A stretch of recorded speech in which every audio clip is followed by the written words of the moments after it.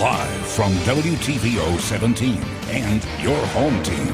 Eyewitness News at 5 starts now. A woman is killed and others hurt in an early morning car crash on Rockford's east side. Police say the man who caused the fatal wreck was out on parole. A warm weather tradition involving trucks returns to Rockford. Just in case you can't follow your nose, we'll take you live to the scene in a few minutes. Local shelter animals are barking with excitement. They hope you'll take them home with you during a special event.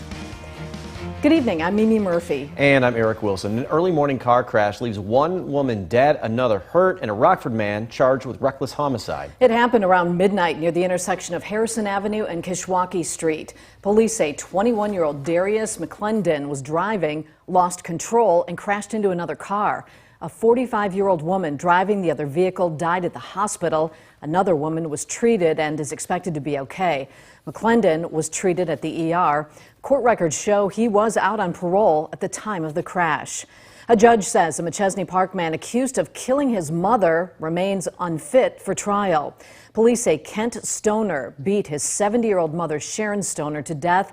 Officers found her unresponsive at an apartment on Northway Park Road in May of 2019. Stoner's charged with murder and aggravated domestic battery. A judge first found Stoner unfit for trial in August of 2019. He's due back in court June 8th. More than 20 people are dead after a subway system collapse in Mexico City. A train fell 16 feet toward a busy street. It happened late last night. Some of the victims are kids. Dozens more people were hurt. Officials say a support beam gave way as the train was passing. Rescue crews searched a train car for hours as it dangled from the overpass. Those efforts were temporarily suspended early today. Investigators were concerned about the train's stability. A crane was later brought in so emergency crews could continue working. Dozens of family members crowded the site to hear news about their loved ones. The police and paramedics don't tell us anything. They tell us to call the hospitals because of the pandemic. They only answer and tell us to wait. At least 2 other serious accidents have occurred since the Metro's been in service. The line where Monday's crash happened is the newest part of Mexico City's subway system. Severe weather hammers the south for a second straight day. Storm systems have brought hail, high winds, and multiple tornadoes. At least 3 people died since late Sunday. The weather's left a trail of destruction from Mississippi to West Virginia. Meteorologists say the threat of more dangerous storms is still there for parts of the south through early tomorrow. These days, there's a lot going on near the Winnebago-Rock County border. That's why South Beloit is searching for an expert in economic development. Ari Bruckman spoke with the mayor. Ari, he thinks it's a good problem to have. Yeah, Eric and Mimi, overseeing infrastructure and economic development for a city is no easy task. They're looking for a person to help guide the city for a brighter future. We need somebody with the intellect and knowledge to be able to use, the tax streams that we have to be able to drive those economic developers to town. South Beloit city leaders are looking for an administrator the first time for the city. City Councilman Ryan Edelman says they're looking for an expert in growing cities. What we're trying to do here is just get somebody that can work with each department head to kind of add some day-to-day directive and then also work with economic development of the city. Mayor Ted Rail has been in charge of the economic development of the city since he was elected. He's proud of the city's growth, but thinks they need a person to specialize on that goal. The natural evolution of this city requires that someone be there every day to watch that growth and to guide it. Right now, that growth is not purposeful. It's happening spontaneously and without an organization. That kind of growth sometimes is not sustainable. Both Edelman and Rail specifically point to the casino approved in Beloit, not far from their border, being another sign of their growing city. We're going to need to capitalize. The deadline to apply is May 24th, and the city hopes to make their decision by July 1st. To learn how to be a part of the first city administrator process, visit this story on mystateline.com. Mimi, a lot of people are looking forward to this opportunity here. All right, thanks, Ari. Illinois ranks 47th nationwide in funding programs for people with disabilities. Now those programs could be in line for more money with a catch. Eyewitness News is keeping you connected to the state capitol. The courts have reprimanded Illinois for stranding 18,000 people on a wait list for services. Advocates say the biggest key to moving people off that wait list and enrolling them into services is paying the workers more. On average, workers are paid less than $13 an hour. One teacher's aide tells us the low pay rates affect morale. But it's just a big mess, and a lot of people don't like to come to work because they don't know when they're going to leave. And that's a big dilemma we're having. That's why people are quitting. It's not enough money. And it's just a big mess right now, man. Governor Pritzker's first budget proposal would raise pay 50 cents an hour. If you need dinner plans, look no further than Rockford's Nicholas Conservatory and Gardens. Tonight marks the return of Food Truck Tuesdays. More than a dozen vendors have prepared some of your favorite on-the-go dishes. Alexis Carpello joins us live from the scene of the State Line tradition. How's it going out there, Alexis? Hey, Eric and Mimi. Well, the grills are fired up and residents must be following their noses because lines have already formed at some of these food trucks here at the conservatory, even though they just opened an hour ago. It's also a sign that summer is here. Today marks the first Food Truck Tuesday of the season here at Nicholas Conservatory. But before you head out, there's a few things you should know. It's going to look slightly different like it did last year. We'll have the standard cluster of food trucks in the cul-de-sac in front of the conservatory, but food trucks are also lining up along the river, near the YMCA, and down near the playground, helping them be more spread out. And masks are still required as you wait in line. Food truck owners I spoke with say events like this help keep their businesses going. It helped us tremendously with making sure everybody just remembers us. So we love the food truck. It's actually saved our business. Yeah, I don't think you guys are going to get us back to the station anytime soon, but coming up at 6, we're going to head over to the other side where more food trucks are at. But for now, reporting live in Rockford for your home team, I'm Alexis Carpello. I will be sending you our orders very soon, Alexis. Don't leave there too quick. Happy Teacher Appreciation Day, by the way. It's a time devoted to recognizing educators who make a real difference in students' lives. The COVID pandemic added a whole new layer to the challenges teachers already face. From buying their own school supplies to shaping curriculum for in-person and online classes, educators touch the lives of many people. Illinois' governor used the day to thank his children's teachers and others across the state. Everyone knows a teacher who has made a positive impact. They encourage our students to pursue their dreams and inspire our future generation of leaders. And those incredible efforts deserve high praise and recognition. In 1953, former First Lady Eleanor Roosevelt persuaded the 81st Congress to proclaim National Teachers' Day. If you've been on the fence about adding a furry friend to the family, this week might be the right time. Winnebago County Animal Services hope you'll help empty the shelters. It's a national adoption event hosted by the Bissell Pet Foundation. Tomorrow through Saturday, adoption fees will be $25 for select pets. Animal advocates say the event's great for finding pets' forever homes while making room for what they call a summer rush. Call it kind of the calm before the flood or before the storm, calm before the storm. Really, this is a great opportunity for us to have room for the incoming animals that will come in as the weather gets warmer, as kitten season happens, as dogs are out loose more. Potential adopters must fill out a questionnaire. You can find that information when you use the My State Line app. President Biden gives an update on the nation's COVID-19 response. After the break, federal regulators say kids as young as 12 years old could soon roll up their sleeves. Plus, Illinois health officials provide an update on the land of Lincoln's vaccine progress. Leaders say loosened restrictions could be in the pipeline as early as next week. Temperatures for us this afternoon just a little cooler than where we were the last couple of days thanks to the cloud cover and the breeze, but we see sunshine return tomorrow. Find out how long that'll last coming up in your most trusted forecast a little later. You're watching Eyewitness News, your home team with Eric Wilson, Mimi Murphy, Sports Director Scott Leber, and Chief Meteorologist Candice King.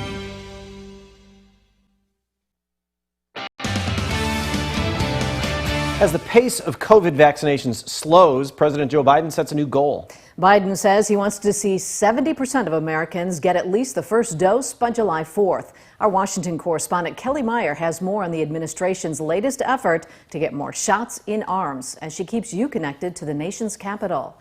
Good evening. That's right. The president set this new goal and laid out 3 ways he says they'll make it happen by increasing access, vaccinating kids, and convincing skeptical Americans to get the shot. With 2 months until the 4th of July, President Joe Biden stood in the White House state dining room with a new goal. To have 70% of adult Americans with at least 1 shot and 160 million Americans fully vaccinated. The president outlined 3 new efforts he says will help make this possible. First, getting kids and teens ages 12 to 15 vaccinated. The FDA could authorize use of the Pfizer vaccine in that age bracket as early as next week. If that announcement comes, we are ready to move immediately. Second, making the process easier by opening walk-in appointments at pharmacies across the country. And finally, convincing hesitant Americans to get the shot. This is not a Democrat or a Republican issue. The president thanked Republicans like Senate Minority Leader Mitch McConnell for urging people to get the vaccine. I want to encourage everybody, finish the job. Leader McConnell says it's disturbing to see the vaccine rate slowing down,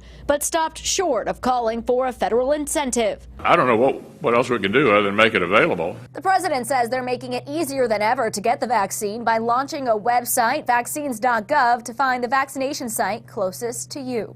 Reporting here in Washington, I'm Kelly Meyer.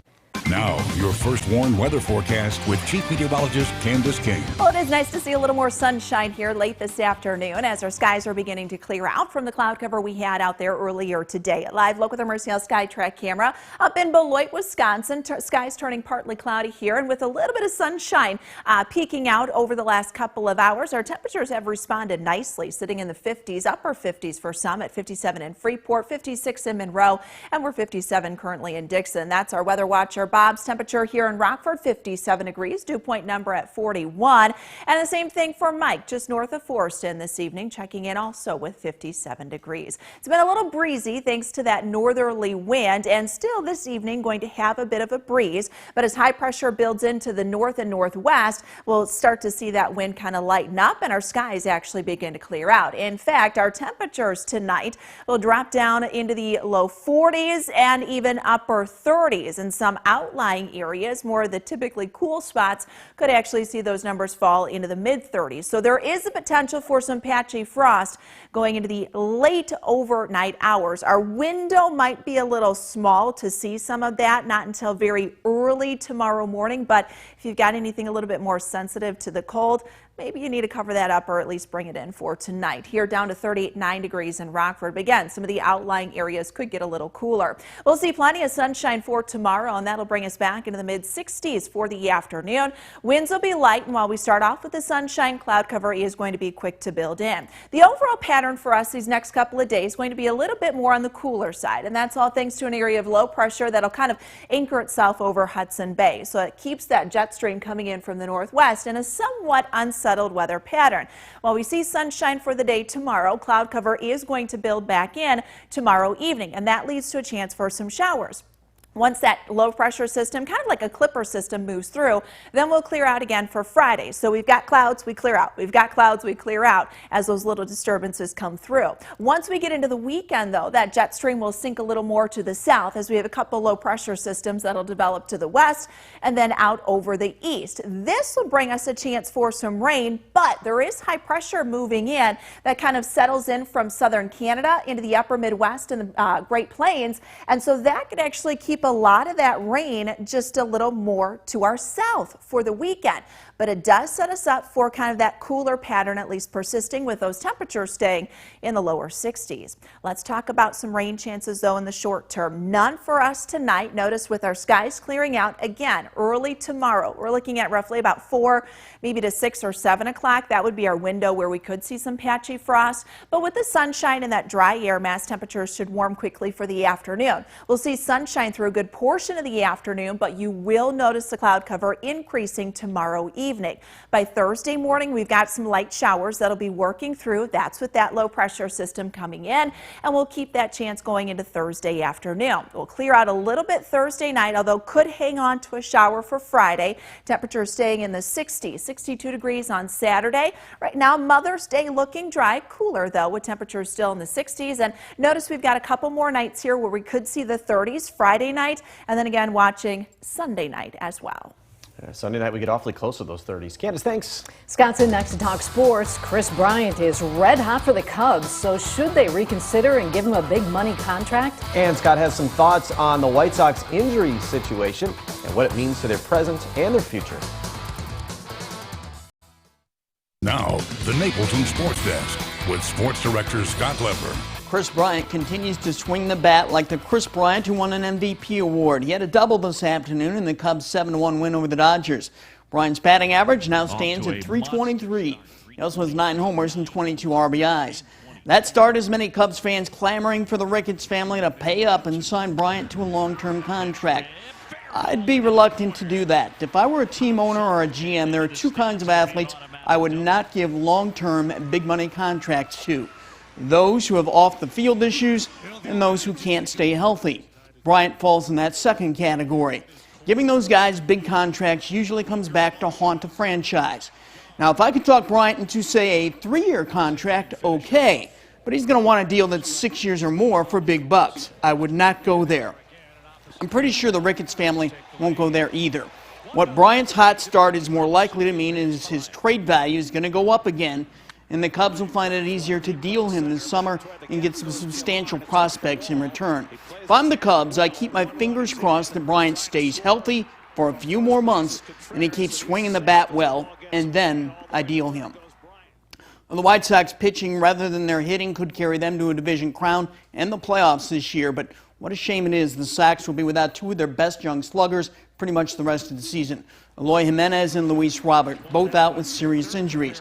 The Sox window to compete for a championship is open right now, and while it might seem like that window will have a long opening, don't be so sure.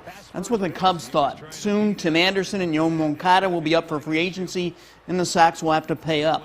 Now Jimenez and Robert will move another season closer to arbitration and free agency, with the Sox getting nothing in return this year while they nurse their injuries. Don't get me wrong, I still think the White Sox will be a major force the next few years, and I still think they'll win the division this year, but it could turn out to be one season shaved off that championship window because of the injuries.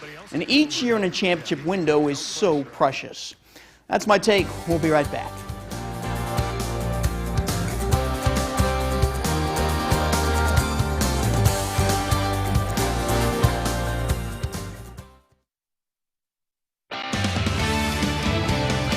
Clouds certainly did not help the cause today, trying to get our temperatures out of the 50s. It felt cooler, Yeah. definitely, this afternoon, although here this evening, a little more tolerable because we've been able to see some sunshine, so that is nice. Our skies will clear out here as we go through the night tonight, but it is going to be chilly overnight tonight. Our first warn interactive radar brought to us by Rockford Auto Glass and More. You already see some of that cloud cover clearing out this evening. No chance for rain, but actually could see a little patchy frost in some of the more typical cool spots here tonight, down to 39. 65 for tomorrow afternoon. Cloud cover will increase Wednesday into Thursday. Chance for some showers, especially during the first half of the day on Thursday. A little cooler as a result.